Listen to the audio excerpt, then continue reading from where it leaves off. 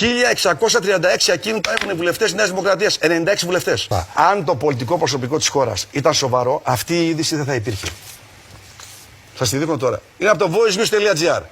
Πήραν οι άνθρωποι και κάνουν αυτό που κάνουμε κι εμείς. Βρήκαν τους υπουργούς, τους βουλευτές Νέας Δημοκρατίας. Ακούστε το νούμερο, το βλέπετε εδώ.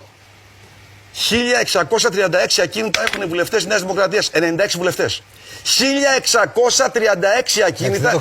Είναι λίστα εδώ, όχι. Αυτά τα ακίνητα είναι σπίτια όλα, μπορεί να είναι χωράφια, μπορεί να είναι οτιδήποτε. Αυτό δεν είναι το μεπτό μόνο. Όχι, το είναι κακό να έχουν οι βουλευτές χωράφια. Ναι, και δεν τους ελέγχει κανένας. Πού τα βρήκες, κύριε Βαγγελάτο? Εσύ δουλεύεις, τα βρήκες. Αυτός που δεν δουλεύει και είναι άεργος, έχει 40 σπίτια σήμερα. Καλά, δεν υποβάλλεται αποθενές. Όχι. Όχι, κάντε λάθος. Από το 21 έχουμε βάλει. Θα μου πείτε ότι μπορεί να μην ελέγχεται επαρκώς, να το καταλάβω. Από το 21 δεν υποβάλαμε πόθενέσκες. Φέτος θα βάλουμε πόθενέσκες. Και ο πολίτης που βλέπει τον υπουργό, που είναι από τα 25 του βουλευτής και έχει 40.